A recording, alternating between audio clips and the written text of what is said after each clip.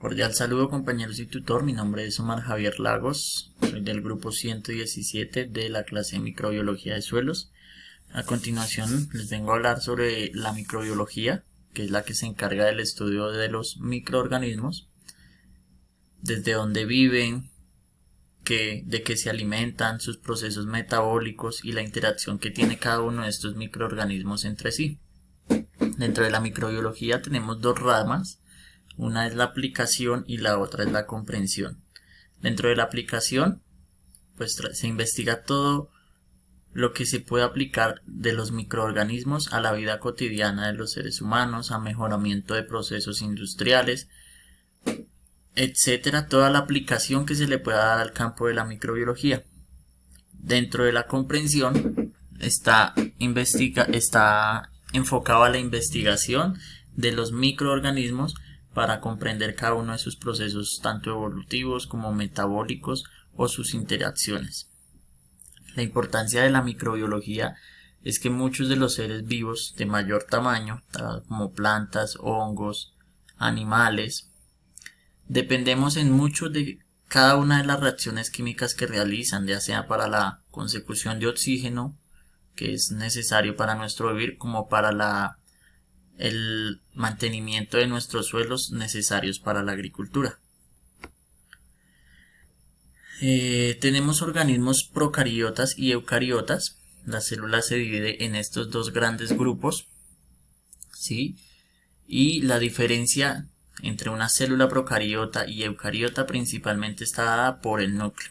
Las eucariotas poseen un núcleo en donde se condensa su material genético, y las células procariotas, como podemos ver acá en la imagen, tienen todo su ADN esparcido prácticamente por todo el citoplasma. Otra gran diferencia de la célula eucariota es que es de un mayor tamaño y que tiene organelos mucho más desarrollados que una célula procariota. La célula eucariota contiene mitocondrias y cloroplastios, que son organelos encargados para la consecución de energía, que son bastante complejos, cosa que las células procariotas no tienen. Las células procariotas son mucho más sencillas estructuralmente. La célula eucariota también cuenta con aparato de Golgi, con aparato de Golgi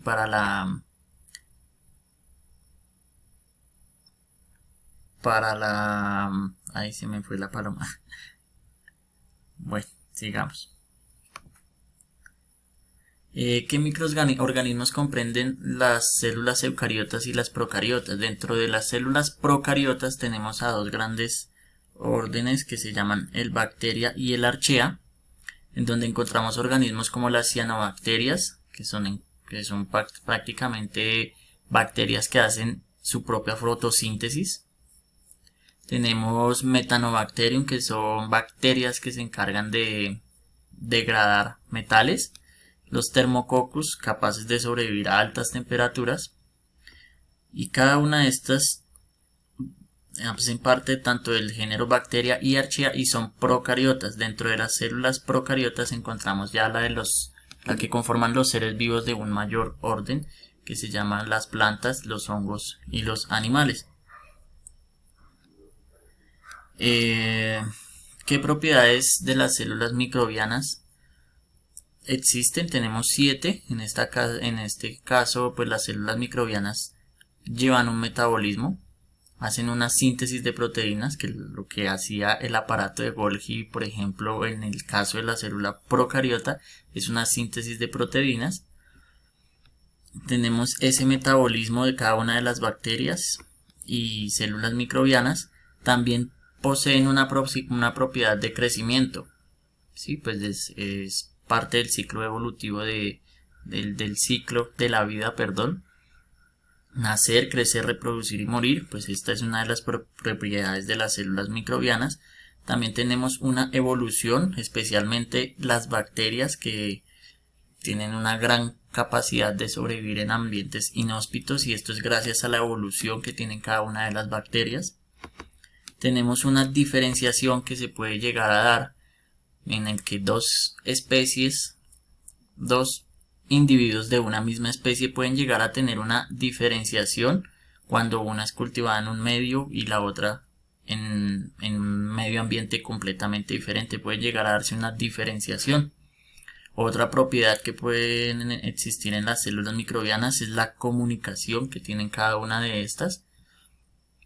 Un intercambio genético que es bastante peculiar en las células procariotas, en las bacterias. Este intercambio genético prácticamente lo que hace es compartir ADN para poder sobrevivir a ciertas circunstancias. Y una motilidad significa que las células procariotas contienen un flagelo que les permite moverse y tener una movilidad dentro del medio sobre el cual viven. Bueno, ¿qué factores de abundancia o declive se pueden dar dentro de los microorganismos? Especialmente en las bacterias podemos encontrar que pueden existir bacterias capaces de sobrevivir a altas temperaturas o en ambientes bastante inhóspitos. Dentro de estos pues tenemos una clasificación que pueden determinar tanto en abundancia o declive de ciertas bacterias. Por ejemplo, en el caso del oxígeno tenemos bacterias anaerobias y aerobias. Aquellas anaerobias es que son capaces de prosperar en ambientes con poco oxígeno o con cero oxígeno. Y tenemos bacterias aerobias que necesitan oxígeno para poder prosperar. Es por eso la gran supervivencia que pueden llegar a tener las bacterias en ambientes inhóspitos, debido a que cuando hay un exceso de oxígeno prosperan aquellas bacterias aerobias que son capaces de sobrevivir en este medio, pero cuando el oxígeno baja comienza a disminuir la población de estas bacterias aerobias debido a la disminución de oxígeno, y empieza a crecer la población de las bacterias anaerobias, aquellas que son capaces de sobrevivir en estos ambientes sin oxígeno. También tenemos bacterias termófilas, como bien lo vamos a poder observar en la siguiente tabla, que se llaman bacterias extremófilas porque son capaces de sobrevivir ambientes bastante extremos. Dentro de la temperatura, por ejemplo, tenemos a los organismos hipertermófilos, capaces de sobrevivir a altas alturas de temperatura. Los podemos encontrar en aguas termales a estas bacterias.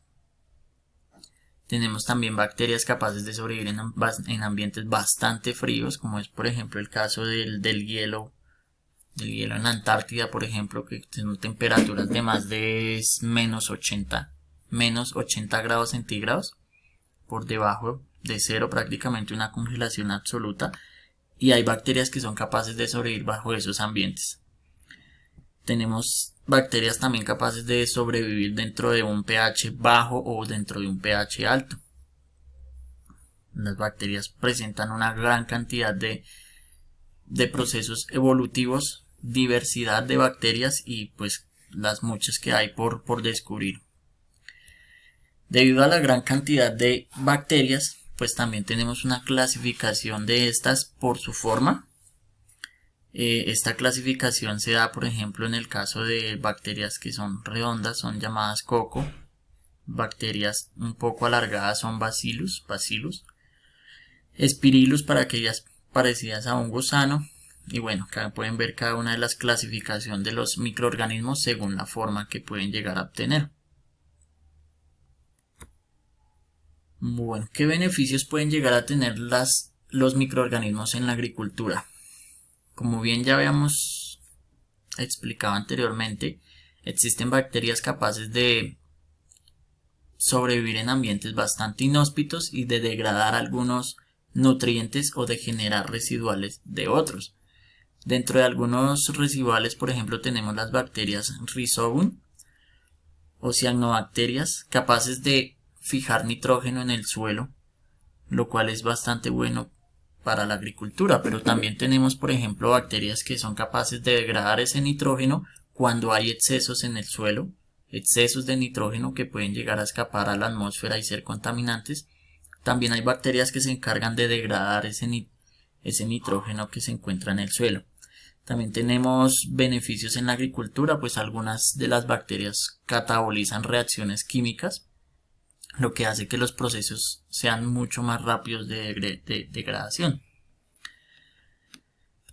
Bueno, aquí pasamos a un capítulo sobre biorremediación. La biorremediación es la utilización de microorganismos, hongos o plantas para recuperar ambientes contaminados o para recuperar el medio ambiente. Dentro de los usos que podemos darle a la biorremediación es especialmente para los derrames de hidrocarburos, las aguas contaminadas ya sea con metales pesados o con materia orgánica, materias fecales, etc., o suelos contaminados con pesticidas.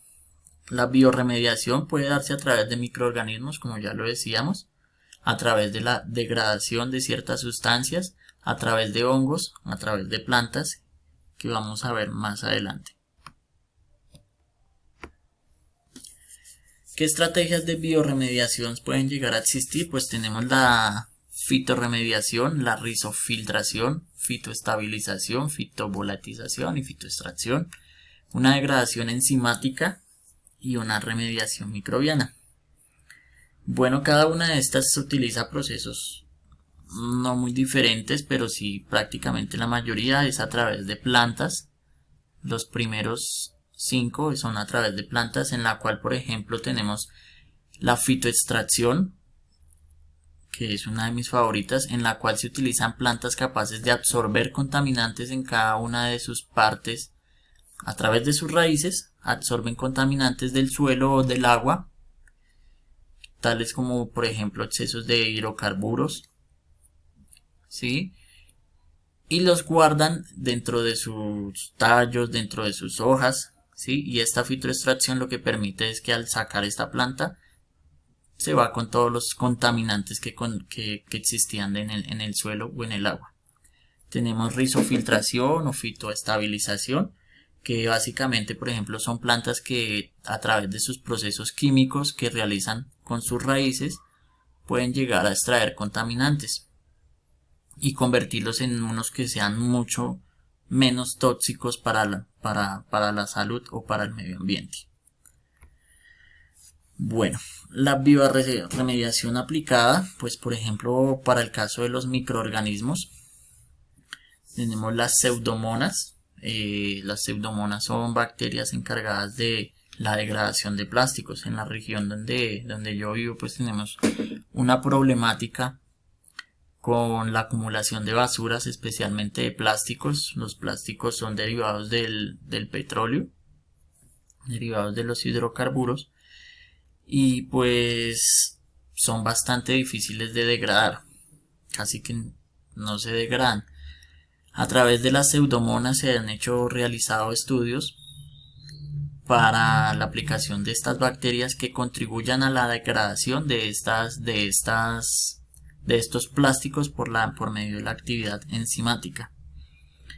Bueno, entre las estrategias de biorremediación, a mí que es la que más me encanta, pues me llama la atención, es la fitoextracción, ya que es un método mucho más rápido de eliminar contaminantes, ¿sí? Y a través, por ejemplo, de la absorción, en el caso de derrames de hidrocarburos, se pueden llegar a utilizar plantas, ciertas especies de plantas que absorben bastante material contaminante, tienen una tolerancia bastante alta para absorber estos contaminantes, y pues son plantas que después se pueden llevar a extraerlas del medio junto con esos contaminantes para darles una adecuada disposición final. Bueno, eso fue todo. Muchas gracias.